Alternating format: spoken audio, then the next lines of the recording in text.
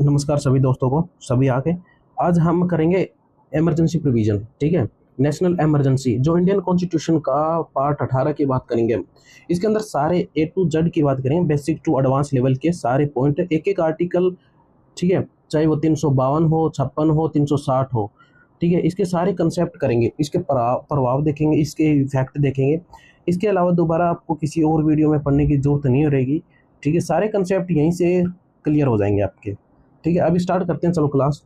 देखो, पहले हम फंडामेंटल चीज़ दिखाता हूँ। संवैधानिक संरचना और बेसिक अवधारणा की बात करूंगा। जो नेशनल इमरजेंसी प्रोविजन है ना, वो राष्ट्रीय आपातकाल के नाम से जाना जाता है हिंदी में। उसमें भारतीय संविधान के भाग 18 से है, भाग 18 में है, और इसका अनुच्छेद है 352। याद रखना। इसका संवैधानिक स्रोत देखो पहले। ठीक है, रिसोर्स ऑफ नॉलेज कहाँ से आई थी? भारत के आपातकालीन इमरजेंसी प्रावधान भारतीय शासन अधिनियम 1935 से ली गई है। लेकिन जबकि आपातकाल के दौरान जो फंडामेंटल राइट्स है, हमारे मौलिक अधिकार है, उनको जो सस्पेंस होता है, उसको सस्पेंड किया जाता है, निलंबित किया जाता है, वो चीज़ कहाँ से ली गई है? वो जर्मनी के वाइमर संविधान से ली गई है। ये भी याद रखना, जर्मनी के संविधान का नाम क्या है? वाइमर संविधान। यहाँ से जो फंडामेंटल राइट इमरजेंसी प्रोविजन में कैसे रिएक्ट करेंगे और सस्पेंड हो जाएंगे, वो सारी चीज जर्मनी वाइमर से ली गई है। ठीक है, मूल उद्देश्य क्या है? इस चीज को इंडियन कॉन्स्टिट्यूशन के अंदर डाला गया है, तो उसका उद्देश्य तो रहेगा ना भी क्यों डाला गया है। देखो, इसका रीजन है देश की संप्रभुता, एकता, अखंडता, लोकतांत्रिक राजनीतिक व्यवस्था और संविधान की सुरक्षा प्रदान करने के लिए इसको संविधान के अंदर एड ऑन किए गए हैं। अभी चीजें देखो, हम बेसिक टू एडवांस की ओर जाएंगे, सारी चीजें डिक्लेयर करेंगे, उद्देश्य से सारा चीजें। रीजन क्या रहा? इसका रीजन क्या? आपातकाल के दौरान भारत का ढांचा बिना किसी औपचारिक संवैधानिक संशोधन के स्वयं एक क्या होता है? फेडरल सिस्टम होता है। फेडरल सिस्टम क्या होता है कि सभी में शक्तियां बंटी हुई है, सेंटर में और स्टेट के अंदर शक्तियों का बंटवारा हो चुका है। लेकिन बहुत सारी शक्तियों का डिस्ट्रीब्यूशन के कारण उनका दृष्टिकोण अलग हो जाता है। ठीक है, कोई स्टेट कह रहा है कि मैं देश से अलग होना चाहता हूँ किसी भी प्रकार से, यानी संविधान के अकॉर्डिंग, संविधान में जो स्ट्रक्चर है उसके अकॉर्डिंग ना चले, उसके पास भी पावर होती है। जो इस चीज को एकात्मक में बदल जाता है। एकात्मक मतलब उसका सारा कंट्रोलिंग जो सेंटर सरकार के पास आ जाता है, एकात्मक पार्लियामेंट के पास आ जाता है। ठीक है, इसको ध्यान रखा, फेडरल सिस्टम से एकात्मक की ओर बदल देता है। भारतीय संविधान का जो पार्ट 18 है, इसके अंदर जो अनुच्छेद हम पढ़ने वाले हैं वो 352 से 360 का 360 तक होगा। ठीक है, ये 8 इमरजेंसी आर्टिकल होते हैं जो इमरजेंसी प्रोविजन के अंदर वर्णित किए गए। भारतीय संविधान में कुल 3 प्रकार के आपातकाल होते हैं, मैं आपको बता देता हूँ। ठीक है, 3 प्रकार के आपातकाल कौन से होते हैं? आर्टिकल 352, ठीक है, ये नेशनल इमरजेंसी के नाम से जाना जाता है। एक होता है 356, जिसे राष्ट्रपति शासन कहा जाता है। एक होता है फाइनेंशियल इमरजेंसी, जो 360 के बारे में। हम तीनों के सारे प्रोविजन भी पढ़ेंगे और इससे रिलेटेड और भी आर्टिकल पढ़ेंगे, लेकिन हम सारे इंपॉर्टेंट चीज पढ़ेंगे जो आपके पेपर में आ चुके हैं, प्रीवियस एमसीक्यू को ध्यान में रखते हुए। राष्ट्रीय आपातकाल की बात करते हैं पहले हम। नेशनल इमरजेंसी जो आर्टिकल होता है 352 की बात। देखो, 352 के अंदर क्या होता है? पहले देखो, आधार क्या आधार रहता है कि आर्टिकल 352 को लगाया जाता है? कुछ तो मेजरमेंट होता है ना। इसके अंदर क्या होता है? देखो, वॉर, जब युद्ध की स्थिति होती है ना, तब आर्टिकल 352 लगाया जाता है। बाह्य आक्रमण, ठीक है, एक्सटर्नल एग्रेशन होता है, हमारे देश के बाहर के लोगों को द्वारा एक्सटर्नल एग्रेशन किया जाता है, तब लगा सकता है। एक होता है शस्त्र विद्रोह, यानी कि आर्म रिपेलेशन। मतलब क्या होता है? एक शस्त्र विद्रोह, देश के अंदर इंटरनल पार्ट के अंदर ही विद्रोह हो गया। देखो, इंडियन कॉन्स्टिट्यूशन की बात कर रहा हूं मैं। 44 का जो अमेंडमेंट हुआ था 1978 के अंदर, उसके अंदर आंतरिक अशांति शब्द को हटाकर शस्त्र विद्रोह जोड़ दिया गया। पहले नाम क्या था? देखो, मूल संविधान के अंदर जो शब्द था ना, वो क्या था? आंतरिक अशांति, आंतरिक इंटरनल अनपीस की बात कर रही है। आंतरिक अशांति शब्द को हटाकर ना शस्त्र विद्रोह जोड़ दिया गया था। इसका प्रभाव क्या रहेगा? देखो, इसका लगने के बाद में सरकार, जो पार्लियामेंट है उसका, जिस स्टेट में लगा है, जहां भी पूरे भारत में लगा है, उसका इफेक्ट क्या होगा कि राज्य सरकारें केंद्र के नियंत्रण में आ जाती है। जो भी राज्य की सरकार है ना, वो सारे सेंटर के कंट्रोल में आ जाती है। संसद राज्य सूची के विषय पर कानून नहीं बना सकता है। जो हमारे कॉन्क्रीट लिस्ट है, ठीक है, उसके अंदर हमारे मतलब स्टेट के अंदर जो कानून दिए गए हैं अनुसूची के अंदर, तो वो सारे पे कानून कौन बनाता है? केंद्र सरकार बना सकती है। ठीक है, जो हर राज्य पे इम्प्लीमेंट होता है। अनुच्छेद 19, के तहत मौलिक अधिकार स्वयं निलंबित होता है। ये ऑटोमेटिक होता है दोस्त। ऑटोमेटिक का मतलब है अगर 352 लग गया ना नेशनल इमरजेंसी, तो ये अनुच्छेद 19 से ऑटोमेटिक लग जाता है, निलंबित हो जाता है। इसका मतलब ये हो जाता है कि राष्ट्रपति को अलग से आर्टिकल 19 को निलंबित करने का वो किसी प्रकार का प्रोसेस नहीं रहेगा। अब 352 लग गया ना ऑटोमेटिक, तो इसके साथ ऑटोमेटिक अटैच होता है, ये 319 बीच में निलंबित हो जाते हैं। अब तक कितनी बार लगा है? देखो भारत में 352 3 बार लगा गया है। जब ये ज्यादातर युद्ध की स्थिति में लगा है। जब भारत और चीन का युद्ध हुआ था 1962 के अंदर लगा था। जब भारत और पाकिस्तान का युद्ध हुआ था 1971 में लगा था। और आंतरिक अशांति जब 1975 इंदिरा गांधी के टाइम पे आई थी 1975 में लागू किया गया। ये भारत में 3 बार लगा है। अभी देखो, अब देश सारी चीजें अच्छे से कंसेप्ट करेंगे, लेकिन अभी बेसिक चीजें समझो। जो अभी अनुच्छेद 356 की बात कर रहे हैं हम, जिसे राज्य आपातकाल या राष्ट्रपति शासन कहा जाता है। देखो, ये किसी भी राज्य में संवैधानिक तंत्र विफल हो जाता है तब या राज्य सरकार केंद्र के निर्देशों का पालन करने में असमर्थ हो जाती है। इसका मतलब क्या होता है? जब कोई स्टेट, ठीक है, वो अपनी संवैधानिक यानी संविधान के अंदर जो चीजें लिखी है उस प्रोसेस के अकॉर्डिंग या उस सिस्टम के अकॉर्डिंग नहीं चलता, ठीक है, फेलियर ऑफ कॉन्स्टिट्यूशनल मशीनरी हो जाता है, संवैधानिक तंत्र फेल हो जाता है, या राज्य सरकार अपनी मनमानी करता है बहुत सारी, और केंद्र के निर्देश होते हैं, जो सेंट्रल सरकार होती है जिसके डायरेक्शन होता है उसका पालन करने में असमर्थ रहती है, तो ये आर्टिकल कौन सा लग जाता है? 356। अरे ये देखो मैं बता रहा हूँ, अभी 365 क्यों लिखा है ये मैं बता दूं। ये कहता है राज्य सरकार केंद्र के निर्देशन पालन नहीं करती तो आर्टिकल 365 लगता है। ये भी राष्ट्रपति शासन लगता है, लेकिन ये नेशनल इमरजेंसी प्रोविजन में नहीं आता, भाग 18 के अंदर नहीं आता, अलग से आता है। फिर भी आप देखो कि ये आर्टिकल ऐसा आर्टिकल है जो ऐसे बताता है राज्य सरकार केंद्र के निर्देशन का पालन ना करने पर असमर्थ हो रहती है, तो आर्टिकल 365 के तहत भी राष्ट्रपति शासन लगाया जाता है। इसका प्रभाव देखो, राज्य के कार्यपालिका, जो राज्य की कार्यपालिका है उसकी शक्ति राष्ट्रपति के आ जाती है राज्यपाल के माध्यम से, ठीक है, उसके हाथों में चली जाती है और राज्य विधायी शक्ति के संसद के पास चली जाती है, और बाद में पार्लियामेंट में वो शक्ति चल जाए, पार्लियामेंट उस पर रूल रेगुलेशन बनाएगा और वो स्टेट में इंप्लीमेंट हो जाएगा। अब तक कितनी बार लगा है? 100 से ज्यादा लगे हैं सर, ठीक है, यूपी के अंदर लगा है, पंजाब के अंदर भी लगा है।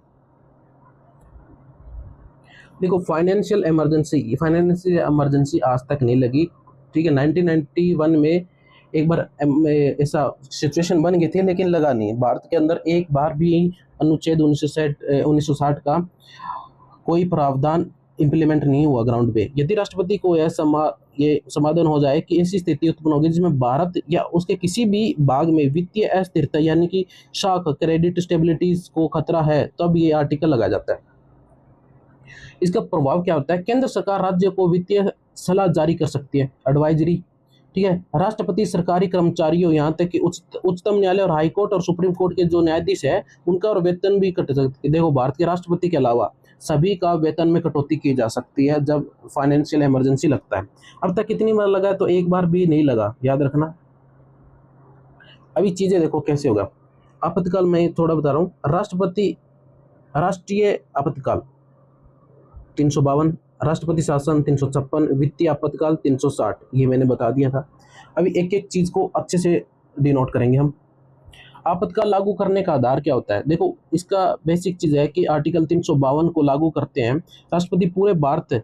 देखो राष्ट्रपति ना आर्टिकल 352 को यानी कि नेशनल इमरजेंसी को पूरे भारत में या उसके किसी भी विशेष भाग या किसी क्षेत्र में, एरिया में भी इम्प्लीमेंट कर सकता है यदि देश की सुरक्षा निम्नलिखित खतरों में हो। देखो बाह्य आपातकाल की बात कर रहा है, एक्सटर्नल इमरजेंसी, देखो दो ही चीज होती है, या फिर वॉर, दो या अधिक देशों के बीच आधिकारिक युद्ध की स्थिति होती है तब ये लगाया जा सकता है, या फिर एक्सटर्नल एग्रेशन क्या होता है? बाह्य आक्रमण, बिना किसी औपचारिक घोषणा के दूसरों देश भारत पर हमला कर दे, ठीक है, तब 352 लगाया जा सकता है। देखो चीजें क्या, आंतरिक आपातकाल जो इंटरनल की बात कर रहा है, शस्त्र विद्रोह, देश के भीतर नागरिक समूह हथियारों का साथ विद्रोह करते हैं। देखो एक इंटरनल पार्ट है कि भारत के अंदर भारत के लोगों द्वारा कोई विद्रोह किया गया ना, तो नोट के इसमें ध्यान रखना, मूल संविधान में आंतरिक अशांति शब्द था, तो 44 कॉन्स्टिट्यूशन मैंने बता दिया कि इसके बिना शस्त्र विद्रोह आया था, ठीक है। देखो अगर ये दोनों प्रोविजन होते हैं ना तब आर्टिकल 19 सस्पेंड होता है। इसके अंदर मतलब 352 में 3 तरीके होते हैं, वॉर होते हैं, बाह्य आक्रमण होता है, शस्त्र विद्रोह होता है। जब बाहर से कोई अटैक होता है बाहर से, तब आर्टिकल 19 ऑटोमेटिक सस्पेंड हो जाता है। जब इंटरनल की बात आती है ना तब आर्टिकल 19 सस्पेंड नहीं होता, ठीक है, याद रखना। मैं अच्छे से आगे बताता जाऊंगा, नोट्स के बस नोट्स समझो आप लाइन टू लाइन। उद्घोषणा और प्रक्रिया 44 एप्लीकेशन में उसको चीज़ को अपडेट कर दिया गया, चेंज कर दिया गया, क्योंकि उसका मिस यूज़ किया गया इंदिरा गांधी के टाइम पे। तो इस चीज़ को देखो 44 जो अमेंडमेंट हुआ था उसके अंदर कैबिनेट में लिखित सिफारिश, राष्ट्रपति केवल तभी आपातकाल लागू कर सकता है जब कैबिनेट में कौन होता है, प्रधानमंत्री होता है, और प्रधानमंत्री की कैबिनेट मंत्री होते हैं। ये लिखित रूप में सिफारिश दे कि केवल प्रधानमंत्री की मौखिक सलाह पर नहीं किया जाता। इंदिरा गांधी ने जब राष्ट्रपति को दिया था ना, तो वो मौखिक सलाह दी। मौखिक मतलब ओरल, बोल के बोल दिया भाई भारत में सुबह उठे भाई भारत में नेशनल इमरजेंसी लगाई जाती है, तो ऐसे बोलने पर नहीं होगा। अभी क्या प्रधानमंत्री और कैबिनेट मंत्री लिखित में देंगे ना, रिटर्न में, तब ये इंडियन कॉन्स्टिट्यूशन के अकॉर्डिंग अभी जो अपडेट हुआ है उसको 352 इम्प्लीमेंट होगा राष्ट्रपति के द्वारा। संसदीय स्वीकृति समय सीमा, देखो क्या होता है, आपातकाल की घोषणा 1 महीने के भीतर संसद दोनों सदनों में, लोकसभा में और राज्यसभा में उसकी स्वीकृति मिलनी अनिवार्य होती है। जब क्या हुआ, जब 1978 से पहले यह समय सीमा 2 महीने की थी, ठीक है भाई, आपने नेशनल इमरजेंसी लगा दिया कंट्री के अंदर, और फिर आप 2 महीने के बाद में लोकसभा राज्यसभा में उसका बिल लाते हो, तो 1 महीना कर दिया गया। 1 महीने इसका टाइम पीरियड रिड्यूस करके 1 महीने कर दिया। संसद के भीतर लोकसभा राज्यसभा में उसकी स्वीकृति लेना अनिवार्य हो जाता है। संसदीय स्वीकृति बहुमत, इसका मतलब क्या होता है, मेजोरिटी की बात करते हैं। स्पेशल मेजोरिटी, संसद प्रस्तावों को पारित करने के लिए विशेष बहुमत।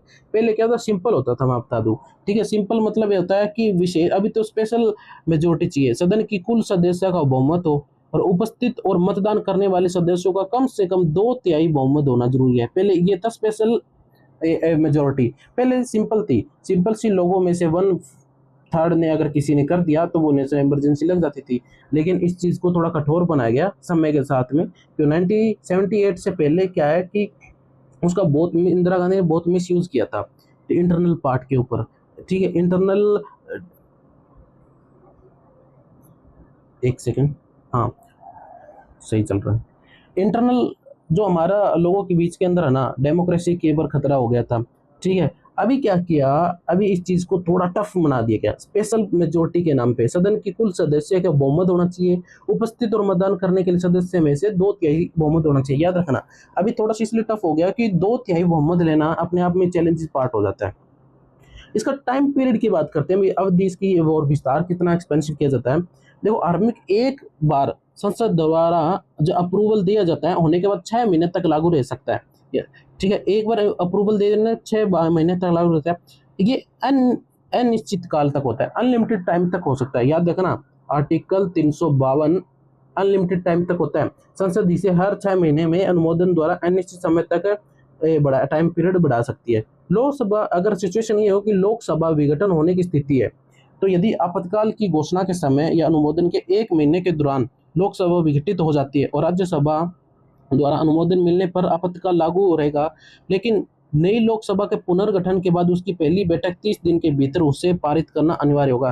देखो अगर क्या हुआ, 1 महीने के दौरान लोकसभा विघटित हो गई, उसे लगा दिया नेशनल इमरजेंसी, हमारा लगा दिया गया, लेकिन राज्यसभा अनुमोदन मिलने पर आपातकाल लागू रहेगा जब तक राज्यसभा में नहीं मिल जाए। लेकिन जब तक नई लोकसभा, नई सरकार बन के आएगी, ठीक है, तो पुनर्गठन करने के बाद में कुछ भी सिचुएशन में उसके बाद पहली बैठक है ना, वो 30 दिन के भीतर उससे पारित करना अनिवार्य रहेगा। तो नई लोकसभा आएगी ना, उसे 30 दिन के अंदर वो प्रोविजन या फिर तो पारित किया जाता है या सस्पेंड किया जाता है या हटाया जाता है उसको।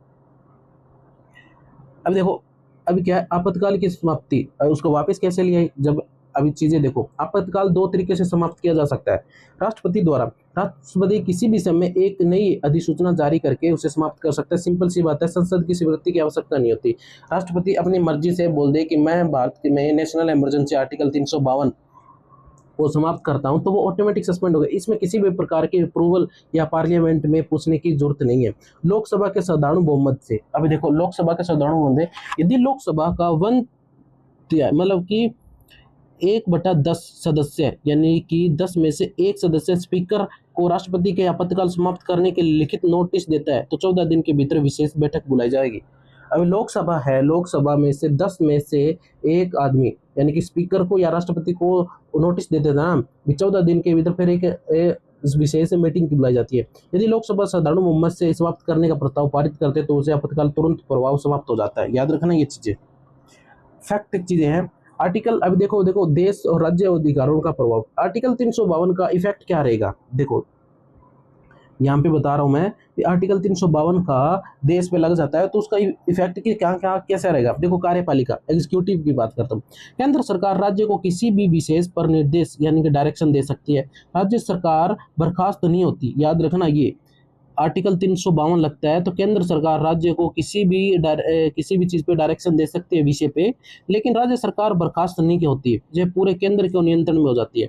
जो राज्य सरकार होती है ना वो निलंबित होने की बात कर रहा है ये, लेकिन बर्खास्त नहीं होती, याद रखना। ये पूरी तरह केंद्र में नियंत्रण कंट्रोलिंग सिस्टम होता है। विधायिका लेजिस्लेटिव संसद की बात, पार्लियामेंट को राज्य सूची जो स्टेट लिस्ट है किसी भी विषय पर कानून बनाने का अधिकार मिल जाता है, तो यह कानून आपातकाल समाप्त होने के 6 महीने तक प्रभाव रहेगा। ये इंपॉर्टेंट है।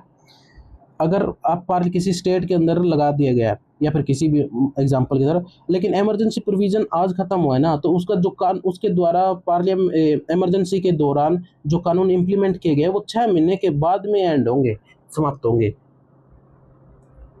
लोकसभा का कार्यकाल, संसद कानून बनाकर लोकसभा और राज्य विधानसभाओं का कार्यकाल एक बार में 1 वर्ष के लिए बढ़ाया जा सकता है, याद रखना। और ये हुआ रियलिटी में 1976 इंदिरा गांधी के टाइम में हुआ है, 1 साल के लिए, एक बार में 1 साल। अब फाइनेंशियल देखो, राष्ट्रपति केंद्र और राज्यों के बीच में करों का यानी कि जो टैक्स है उसका वितरण संबंधित नियमों का संशोधन कर सकता है।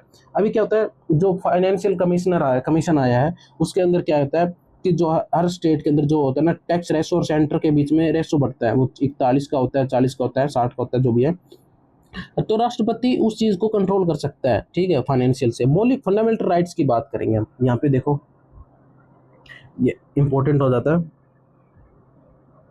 जो इसमें देखो 358 है, 358 ये बात बोलता है कि अगर अनुच्छेद 19 जिसमें 6 प्रकार के फंडामेंटल राइट्स आते हैं हमारे, वाक्य और व्यक्ति की स्वतंत्रता सेवम निलंबित हो जाती है, ऑटोमेटिक सस्पेंड हो जाती है। देखो 352 लगता है तो आर्टिकल 19 ऑटोमेटिक सस्पेंड हो जाता है। ये बात कौन कहता है? ये 358 कहता है। केवल बाह्य जो एक्सटर्नल चीजें है ना उन पे होता है, आंतरिक अशांति या शस्त्र विद्रोह पे आर्टिकल 19 सस्पेंड नहीं होता, ठीक है। अब देखो जो आर्टिकल है 359, ये राष्ट्रपति को आदेश जारी कर अन्य अधिकारों का प्रावधान को रोक सकते हैं, परंतु अनुच्छेद 20 और 21 को नहीं रोक सकते। देखो भारत का जब मूल संविधान की बात करें तो उसके अंदर भी आर्टिकल 20 और 21 को निलंबित किया जा सकता था, लेकिन ये इंडियन कॉन्स्टिट्यूशन में आगे बताऊंगा जो अपडेट अमेंडमेंट हुआ उसके बाद में 20 और 21 को निलंबित नहीं किया जा सकता, ये प्रोविजन डाल दिया गया था। और ये क्या कहता है कि फंडामेंटल राइट्स 19 के अलावा और भी अधिकारों को डिसमिस किया जा सकता है। अब देखो फाइनेंशियल, यहाँ पे देखो फाइनेंशियल की बात करते हैं। राष्ट्रपति के अंदर के टैक्स ये मैंने बता दिया, ये दोबारा नोट्स लग गया होगा इंपॉर्टेंट चीजों में, ठीक है। अब देखो जुडिशरी रिव्यू, देखो सिंपल सी बात है, अगर पार्लियामेंट ने कोई चीज को इंप्लीमेंट किया तो उसका जुडिशरी रिव्यू होगा ना। जुडिशरी रिव्यू क्या है, सुप्रीम कोर्ट भी इसके लिए तो जो संविधान के कोई रक्षा के तौर पे बनाए गए। तो क्या हुआ 38वां कॉन्स्टिट्यूशन अमेंडमेंट हुआ है ना जो 1975 में, उसके तहत आपातकाल को न्यायिक समीक्षा से बाहर कर दिया गया था, ठीक है, याद रखना। जो 38 था उसने क्या किया, न्यायिक समीक्षा कोर्ट रिव्यू से बाहर कर दिया, यानी कि जो पार्लियामेंट ने आर्टिकल 352 लगा, 356 लगा, 352 की बात कर रहा हूँ पहले, 352 लगा ना नेशनल एमएनसी, उसके तहत कोर्ट रिव्यू, कोर्ट के अंदर आप नहीं जा सकते भी, कोर्ट रिव्यू नहीं कर सकते इस पे भी किस आधार पे लगाया, कैसे लगाया था। लेकिन जब constitution amendment 44 Indian constitution amendment हुआ था जो 1978 में होता, ये याद रखना, मिनरा मिल्स केस 1980, सुप्रीम कोर्ट ने स्पष्ट किया कि राष्ट्रीय आपातकाल की घोषणा न्यायिक समीक्षा की जा सकती है, ठीक है। उस चीज पे न्यायिक समीक्षा का मतलब अगर नेशनल इमरजेंसी लगी ना उसका रिव्यू सुप्रीम कोर्ट कर सकता है भाई, कैसे आधार पे, किस आधार पे, कैसे प्रैक्टिकली ग्राउंड पे जाके भाई आपने लगाया उचित है कि नहीं है, उसे नल भी कर सकती है, ठीक है। देखो भारत में अब तक के इतिहास की बात करते हैं हम, देखो 3 बार युद्ध हुआ था, 3 बार मैंने बताया था, एक 2 अक्टूबर 1962 में लेके और जनवरी 1968 तक लगा था, ठीक है। ये चीजें बांग्लादेश का गठन हुआ, लागू हुआ, ये चीजें हिस्ट्री का पार्ट होता है। राष्ट्रीय आपातकाल 352 को लागू होने पर केंद्र और राज्यों के बीच सामान्य संवैधानिक संबंध जो व्यापक परिवर्तन आ जाते हैं, संवैधानिक ढांचा औपचारिक ये फेडरल से एकात्मक हो जाता है, ये मैंने बता दिया था। देखो कार्यकारी एग्जीक्यूटिव की बात कर रहे हैं हम, अभी जो बात कर रहे हैं इसको एग्जीक्यूटिव रिलेशनशिप की बात करें। सामान्य दिनों में केंद्र राज्यों को केवल कुछ विशेष मामलों में ही निर्देश देता है, कुछ विशेष चीज़ें होती है उस पर ही डायरेक्शन देता है। लेकिन राष्ट्रपति, डीपली बता रहा हूँ थोड़ा एक्सपोज करके, लेकिन राष्ट्रीय इमरजेंसी 300 आर्टिकल 352 के तहत केंद्र सरकार को यह अधिकार मिल जाते हैं वे किसी भी विषय पर राज्य को डायरेक्शन दे सकते हैं, वो अपनी कार्यपालिका शक्ति को प्रयोग कर सकती है। ठीक है, हर प्रकार का कंट्रोलिंग सिस्टम हो जाता है। राज्य सरकारें निलंबित नहीं होती, याद रखना। इस स्थिति में राज्य सरकार को बर्खास्त या निलंबित नहीं किया जाता, वो अपने पद पर बनी रहती है, लेकिन पूरी तरह केंद्र के डायरेक्ट कंट्रोल में हो जाती है। ठीक है, आर्टिकल 352 स्टेट गवर्नमेंट में निलंबित, सस्पेंड या बर्खास्त नहीं कर सकती उस चीज को, ये बता दिया। अभी लेजिस्लेटिव, विधायिका पर क्या इम्पैक्ट पड़ेगा, देखो राज्य सूची पर कानून बनाने की शक्ति हो जाती है उसके पास। ठीक है, जो राज्य सरकार की लिस्ट के अंदर जो सारे विषय हैं उस पर सेंट्रल सरकार उस पर रूल रेगुलेशन अपडेट बना सकती है, और वो कब तक लागू रहेगा, जब तक आज मतलब इंडियन कॉन्स्टिट्यूशन के अकॉर्डिंग, मतलब आप बता रहा हूँ कि आज खत्म हो गया, आज हमारा नेशनल इमरजेंसी खत्म हो गया, उसके 6 महीने तक वो इम्प्लीमेंट रहेगा। विधानसभा की शक्ति, राज्य विधानमंडल ये स्टेट लेजिस्लेटर है, उसका निलंबित भंग नहीं किया जा सकता, लेकिन संसद राज्य को पूरा तरह कंट्रोल कर सकती है। कानून की अवधि, जब ठीक है, संसद द्वारा आपातकाल के दौरान भी बताऊं कानून होता है, जो भी इमरजेंसी लगाया जाता है वो 6 महीने बाद भी ऑटोमेटिक उसमें क्या होता है, सस्पेंड हो जाता है। आदेश, ये किस पे होता है, ये राष्ट्रपति के राज्य सूची के विषय पर आदेश जारी कर सकता है। विधानसभा का कार्यकाल बढ़ाना, संसद कानून बनाकर पार्लियामेंट राज्य की विधानसभा और देश की लोकसभा के कार्यकाल को एक टाइम में 1 वर्ष तक बढ़ाया जाता है। आपातकाल समाप्त होने के बाद 6 महीने में अधिक समय तक नहीं बढ़ाया जाता, याद रखना। याद रखोगे नहीं रखोगे, ठीक है। ये हमारा कंसेप्ट क्लियर हो रहा है। थोड़ा फाइनेंशियल में कैसे इम्पैक्ट करता है ये बता दूं। राज्य का वितरण होता है, जो रेवेन्यू होता है उसका डिस्ट्रीब्यूशन के अंदर, जो रेवेन्यू का उसके अंदर राष्ट्रपति अपने कंट्रोल के हिसाब से दे सकता है, इस बार कम दे देंगे, ज़्यादा दे देंगे, मोल तोल अपने अकॉर्डिंग कर सकते हैं। अनुमोदन में कटौती कर सकता है, ठीक है। ग्रांट होते हैं, एड्स होते हैं, उसमें कम कर सकता है। आदेश का प्रभाव रहना, राष्ट्रपति द्वारा किया गया ऐसा कोई भी वित्तीय संशोधन उस वित्तीय वर्ष फाइनेंशियल तक लागू रहेगा, आपातकाल समाप्त होते हैं, ठीक है। उस एक जो फाइनेंशियल ईयर है वो तब तक लागू रहेगा जो अपडेट नेशनल इमरजेंसी प्रोविजन में किया गया है, ठीक है। स्वीकृति लेना, संसद के समक्ष रखना अनिवार्य हो जाता है।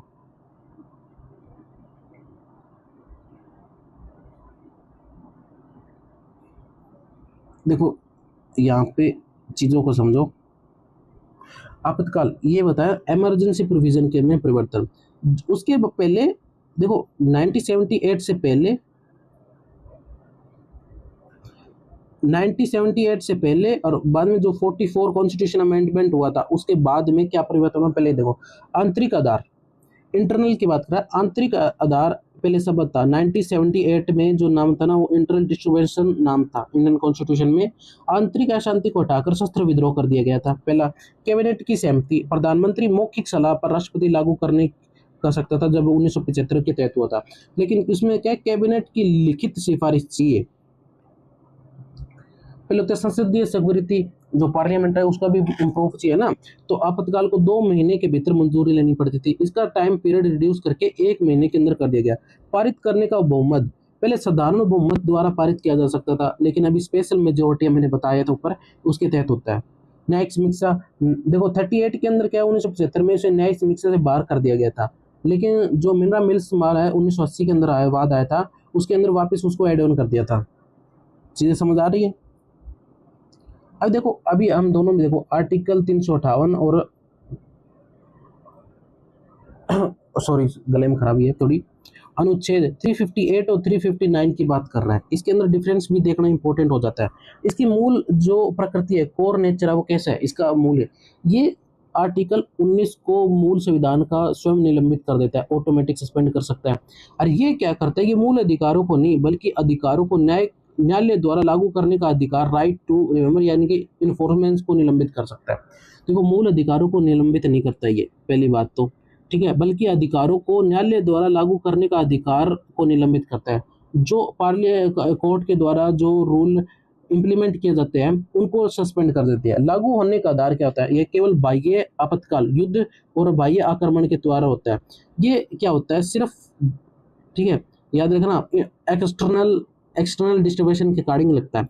ये बाह्य आपातकाल और आंतरिक आपात दोनों पे स्थिति में लगाया जा सकता है। प्रक्रिया क्या रहती है, ये ऑटोमेटिक हो जाता है, किसी भी आदेश की आवश्यकता नहीं होती, लेकिन ये ऑटोमेटिक नहीं होता, इसके लिए राष्ट्रपति का विशेष आदेश की आवश्यकता होती है। अवधि, पूरी अवधि के लिए लागू रहता है। इमरजेंसी जब तक रहेगा ना तब तक ये आर्टिकल लागू रहेगा, लेकिन ये राष्ट्रपति आदेश उसको दे सकता है, उसकी अवधि और डिसाइड सब चीज़ें समाप्त की जा सकती है। इसका क्षेत्र क्या होगा, स्कोप क्या होगा, इसका संपूर्ण भारत में होता है। ये संपूर्ण भारत और किसी विशेष भाग पे भी लगाया जा सकता है।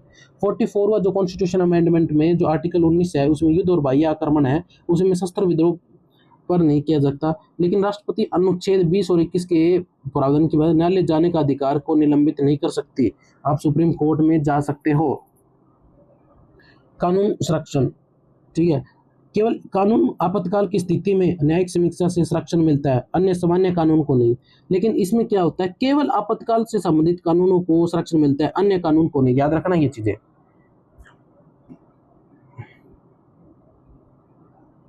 एक सेकेंड,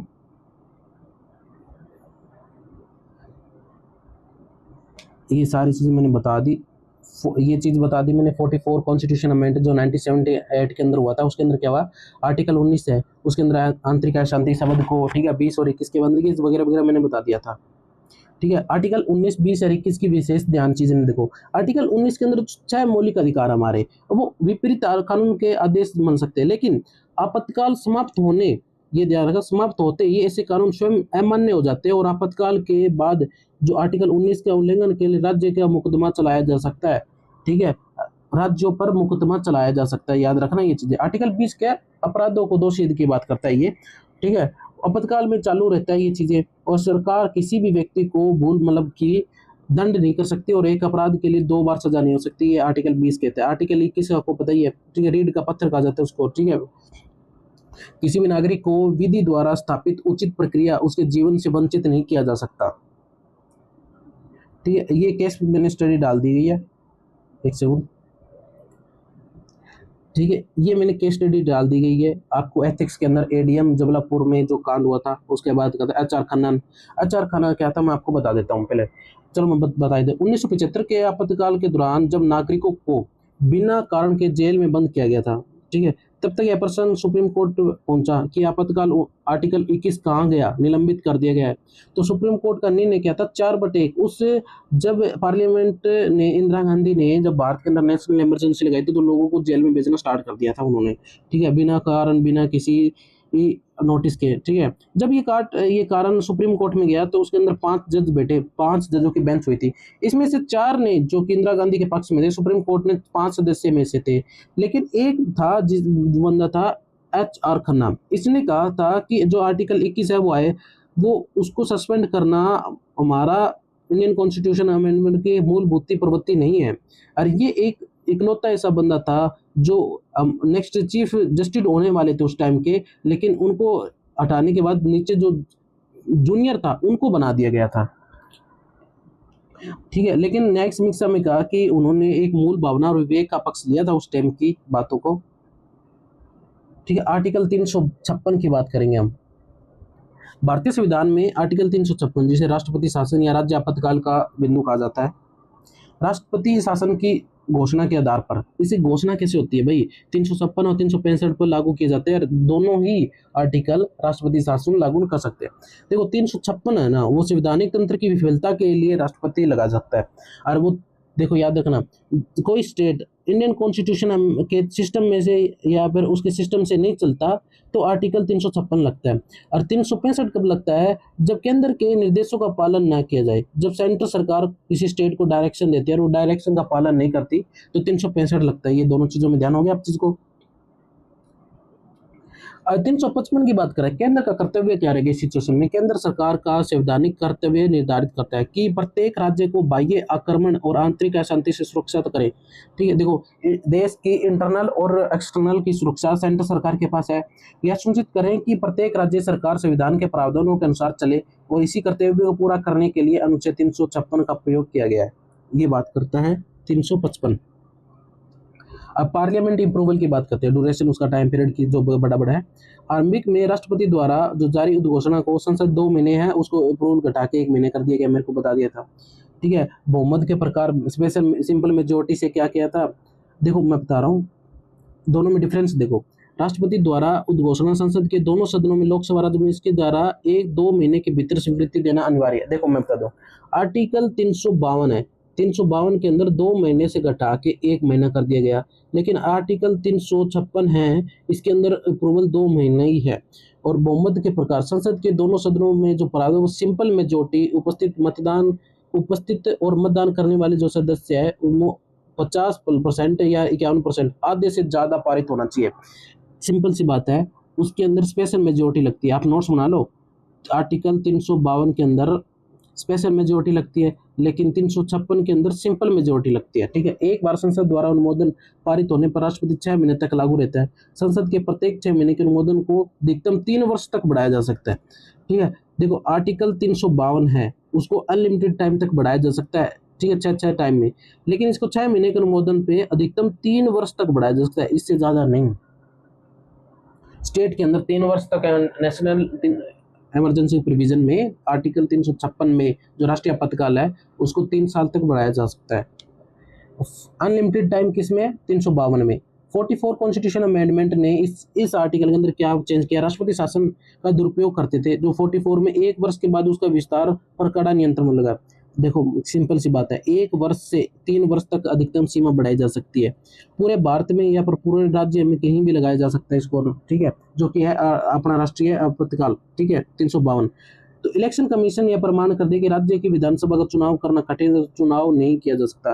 किसी स्टेट में कोई विफल हो गया, तांत्रिक मतलब कि इंडियन कॉन्स्टिट्यूशन के अकॉर्डिंग संवैधानिक तंत्र विफल हो गया, ठीक है, तो अमेंडमेंट हो गया, उसके बाद में क्या कि 356 लगा दिया गया, राष्ट्रपति शासन लगा दिया गया। राष्ट्रपति शासन लगाने के जब एंड की बारी आई तब इलेक्शन, उसमें नया इलेक्शन करवाना था। नया इलेक्शन करवाने के टाइम पे इलेक्शन कमीशन राष्ट्रपति को लिखित में दे दे कि चुनाव करना कठिन है, चुनाव नहीं कराया जा सकता, तो उसका टाइम पीरियड और बढ़ाया जा सकता है। राष्ट्रपति शासन वापस लेना कब लिया जाता है? जब राष्ट्रपति किसी भी समय एक के बाद घोषणा पर द्वारा राष्ट्रपति को समाप्त कर सकता है। सिंपल सी बात है, जो राष्ट्रपति माइक में आके बोल दे कि हम भारत में या फिर किसी स्टेट में राष्ट्रीय आपत्ति शासन समाप्त करते हैं, तो वो एंड हो जाता है। और संसद पार्लियामेंट से अप्रूवल लेने की कोई आवश्यकता नहीं है। और जुडिशल रिव्यू जो मैंने बताया था, ये सारी चीजें ये रिवीजन के अंदर ही है। केस स्टडी याद रखना, SR बम्बई केस की बात कर रहा है ये। ठीक है, राष्ट्रपति के संबंध में राष्ट्रपति की घोषणा न्यायिक समीक्षा की जा सकती है। ठीक है, कोर्ट क्या होता है, राष्ट्रपति शासन के अवैध और उसका मतलब कि अगर पता है कि बिल फाइड है यानी कि वैध है, लीगल है, इनलीगल है, उस चीज को बर्खास्त राज्य सरकार को विघटन को पुनः बहाल कर सकती है। राज्य सरकार के अंदर क्या होता है, इसमें क्या होता है, राज्य विधानसभा को संसद के अनुमोदन से पहले केवल निलंबित कर रखा जाता है, उसे भंग नहीं किया जा सकता। आर्टिकल 352 है, ना तो उसको निलंबित कर सकते हैं ना उसको सस्पेंड कर सकती है, लेकिन आर्टिकल 356 है जो स्टेट है राष्ट्रपति का, वो उसको क्या करें, निलंबित कर सकती है, डिसोल्व नहीं कर सकती, भंग नहीं कर सकती। उसको 2 महीने की मंजूरी मिलने के बाद विधानसभा भंग हो जाती है। राज्य सरकार बहुमत सिद्ध होकर पर एकमात्र स्थान है विधानसभा को फ्लू टेस्ट यानी कि राजभवन सिद्ध इस बात है, राज्य को बहुमत सिद्ध करने का एकमात्र विधानसभा का फ्लू टेस्ट होता है, बस बात खत्म। तो डॉक्टर भीमराव अंबेडकर है, उसने उनको डेड लेटर कहा था। डेड लेटर की बात देखो, जो आर्टिकल 356 है ना, उनको इन और कोई रास्ता विकल्प ना होने पे लास्ट में यूज करने की उन्हें एडवाइस दी थी। इसका दुरुपयोग हो सकता है। उन्होंने कहा कि किसी भी प्रकार की और चारों साइड से हमें कोई और चीज नजर नहीं आ रही, तब लास्ट उपयोग या लास्ट उपाय के तौर पे डेड लेटर का यानी कि आर्टिकल 356 का यूज करना है। ये मैंने 356 के नोट्स बना दिए शॉर्ट में, आप स्क्रीनशॉट ले सकते हो या फिर इसको जब मैं डिस्क्रिप्शन में लिंक दिया गया वहाँ पे ये पीपीटी आ जाएगी, वहाँ से भी पढ़ सकते हो। मैंने साथ में ये नोट्स डाल दिए जो आपको रिवीजन में गए, न्यायिक समीक्षा होगी, अपडेटिंग, ये सारी चीज़ें मैंने बता दी। बॉम्बे केस, ठीक है, राष्ट्रपति शासन वापसी, कर्तव्य क्या होता है, बहुमत, उनकी शक्तियों का देखो। जब किसी राज्य में राष्ट्रपति शासन लागू होता है तो केंद्र सरकार राष्ट्रपति को राज्य से संबंधित अवधारणाएं क्या चीज होती है, देखो, मंत्रिपरिषद बर्खास्ती, राष्ट्रपति राज्य के मुख्यमंत्री के नेतृत्व वाली जो मंत्री है, काउंसिल ऑफ मिनिस्ट्री है, उसको बर्खास्त कर देता है। ठीक है, राज्य की कार्यपालिका की शक्ति राष्ट्रपति के अधीन हो जाती है। जो राज्य के अंदर जो सारी कार्यपालिका के एग्जीक्यूटिव के पास जो पावर थी ना, वो सारी की सारी किसके पास आ जाती है, राष्ट्रपति के पास आती है। राष्ट्रपति क्या होता है, राज्य सरकार जो गवर्नर है उसका मुख्य सचिव के तौर पे यानी कि सेक्रेटरी या राष्ट्रपति द्वारा नियुक्त सलाहकारी एडवाइजरी के माध्यम से उसका प्रशासन के राज्यपाल करेगा, या राष्ट्रपति क्या क्या रख के अपने मुख्य चीफ सेक्रेटरी होते हैं, एडवाइजर होता है, उसके द्वारा प्रशासन करता है। संवैधानिक प्रावधान का निलंबन, राष्ट्रपति घोषणा कर सकता है कि राज्य विधानमंडल की शक्तियां संसद द्वारा उसके प्राधिकरण के अधीन का प्रयोग की जाएगी, उसके संवैधानिक ढांचे के अस्थायी निलंबित की जाती है। तो ये चीजें होती है, प्रोविजन ज्यादा पढ़ने की जरूरत नहीं है इसमें। विधायी शक्ति का विधानसभा का प्रभाव, संसद, ये मेन से रिलेटेड था ऊपर। संसद का विधायी शक्ति, राज्य सूची के विषय पर कानून बनाने का अधिकार आ जाता है, पार्लियामेंट मिल के पूरा लगा जाए। जम्मू कश्मीर का आर्टिकल 370 के जो इम्प्रूवमेंट करना था, बदलाव करना था, तभी तो पार्लियामेंट ने किया था, ना कि जम्मू कश्मीर पे। तब उस पर क्या लगा था, राष्ट्रपति शासन लगा था। संसद द्वारा राष्ट्रपति और उसके अधिकारियों को निलंबित या सौंपा जा सकता है। चीजें समझ आई? ये सारे मैंने बता रखे हैं, ये मेन से रिलेटेड है। कानून को निरंतर और न्यायिक समीक्षा की बात करते हैं। राष्ट्रपति के द्वारा, इसमें क्या, राष्ट्रपति शासन के दौरान संसद द्वारा राज्य के बनाए गए कानून को राष्ट्रपति शासन समाप्त होने का प्रावधान प्रभावी रहता है। ठीक है, ये मैंने 6 महीने तक लागू रहेगा, ये सारी चीजें बता रखी है। न्यायिक समीक्षा, जुडिशरी स्टेटस क्या है, राष्ट्रपति शासन के द्वारा संबंधित राज्य के जो हाई कोर्ट होते हैं उनकी शक्ति की स्थिति पर कोई प्रभाव नहीं पड़ता, हाई कोर्ट पे कोई इम्पैक्ट नहीं पड़ता, जुडिशियल सिस्टम पे कोई प्रभाव नहीं पड़ता। संविधान के अनुसार राष्ट्रपति उच्चतम न्यायालय से संबंधित प्रावधान ना तो निलंबित कर सकता है और ना ही सस्पेंड कर सकता है। ठीक है, ये मैंने मेंस से रिलेटेड है या फिर एससी से रिलेटेड जो मुंबई केस डाला था। ठीक है, आर्टिकल 356 के शॉर्ट नोट्स है। ठीक है, ये सारे नोट्स मैंने पीपीटी में आ जाएगा, सभी चीज़ें मैं डाल दूंगा उस ग्रुप में। ठीक है, ईपीएफओ की तैयारी होने स्टार्ट हो जाएगी, तो ईपीएफओ का भी हम स्टार्ट कर देंगे थोड़े दिनों में। उद्घोषणा, न्यायिक समीक्षा, ये सारी चीज़ें मैंने करवा दी अभी आपको। ठीक है,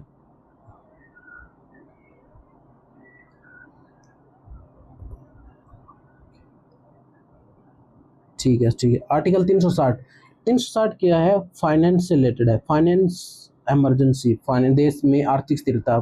तीसरा जो जुडिशरी है, यदि राष्ट्रपति को यह समाधान हो जाए कि भारत या किसी भी भाग पर वित्तीय अस्थिरता या क्रेडिट का गंभीर खतरा है, तब होता है। अभी इसमें न्यायिक समीक्षा 44 इंडियन कॉन्स्टिट्यूशन में जो अमेंडमेंट हुआ था 1978 के तहत, राष्ट्रपति के तहत निर्णय न्यायिक समीक्षा जुडिशियल रिव्यू किया जा सकता है। पहले चीज, संसदीय अनुमति, संसद के दोनों सदनों लोकसभा और राज्यसभा द्वारा जारी किए गए तारीख से 2 महीने के भीतर साधारण बहुमत, याद रखना, सिर्फ मेजोरिटी किस में है, मेजोरिटी सिर्फ है 300 नेशनल इमरजेंसी 352 के अंदर, और सिंपल किस में है, साधारण बहुमत 356 के अंदर और 360 के अंदर सिंपल है, याद रखना। 2 महीने तक के भीतर, और पहले में क्या 1 महीना, 2 महीना को रिड्यूस करके 352 में 1 महीना कर दिया गया था, इसमें 2 महीने की सारी चीजें याद रखना। एक बार संसद में के पास होने के बाद यह अनलिमिटेड यानी काल तक के लागू रहता है। देखो 352 एक अनलिमिटेड है और 360 अनलिमिटेड है, और जो 356 है वो 3 साल तक बढ़ाया जा सकता है, याद रखना। 6 महीने का आवश्यकता नहीं होती, राष्ट्रपति कभी भी इसे वापस ले सकता है।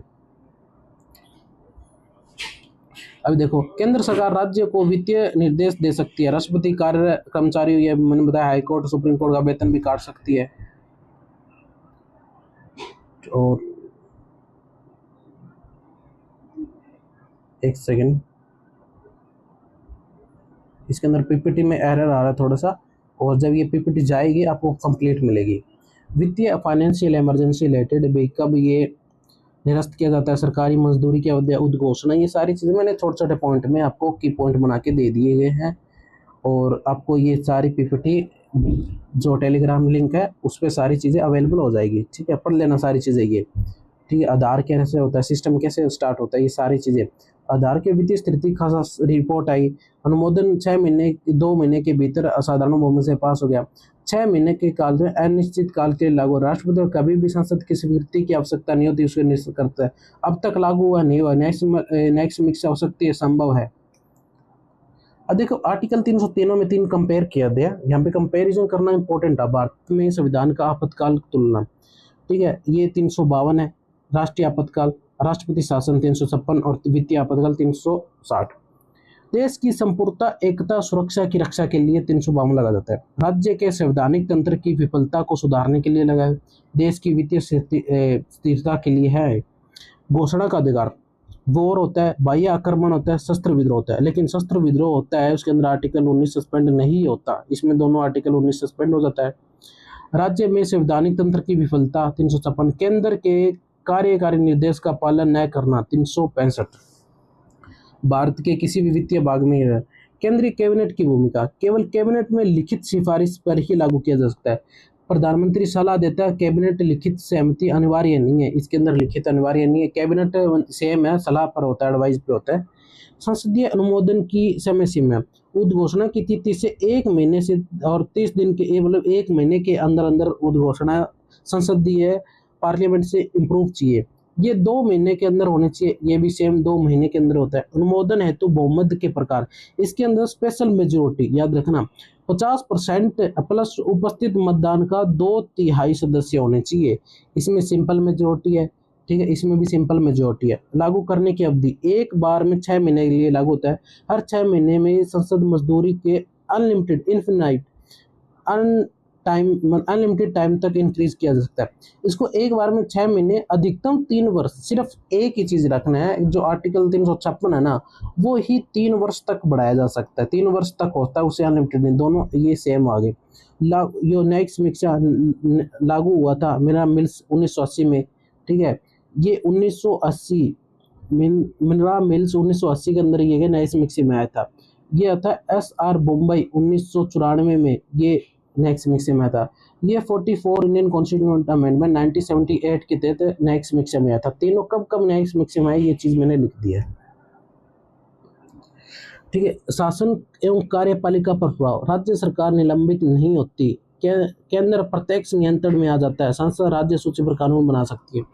राज्य मंत्रिपरिषद को बर्खास्त कर सकता है। राज्य विधानसभा नियमित भंग हो जाती है। प्रशासन राज्यपाल द्वारा चलाया जाता है। अभी क्या है, केंद्र राज्यों को वित्तीय निर्देश दे सकता है। धन विधेयक को राष्ट्रपति के पास आरक्षित रखा जा सकता है।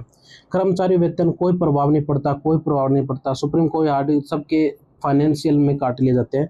ऐतिहासिक 3 बार लगा है, 100 से ज़्यादा लगा है, और ये 1 बार भी नहीं लगा, ठीक है। ये हमारे सारे प्रोविजन इसके अंदर नोट्स मार लिए। अभी क्या आएगा, इससे रिलेटेड जितने भी MCQ प्रैक्टिस आएंगे, अभी क्या आएंगे, MCQ और प्लस PYQ, उसको डिटेल के साथ आंसर राइटिंग और आंसर के साथ आएंगे। उसके सारे फैक्ट और नोट्स, ऐसे नोट्स बना के साथ में PPT डाल दी जाएगी, बिल्कुल फ्री ऑफ कॉस्ट है। आप टेलीग्राम पे जाके डिस्क्रिप्शन में इस चीज़ में लिंक में डाल दूंगा, वहाँ पे सारी चीज़ें मिल जाएगी और आपके डिमांड के अकॉर्डिंग सारी चीज़ें आती जाएगी, ठीक है। हम पॉलिटी कंप्लीट करने की पूरी कोशिश करेंगे जल्दी से जल्दी।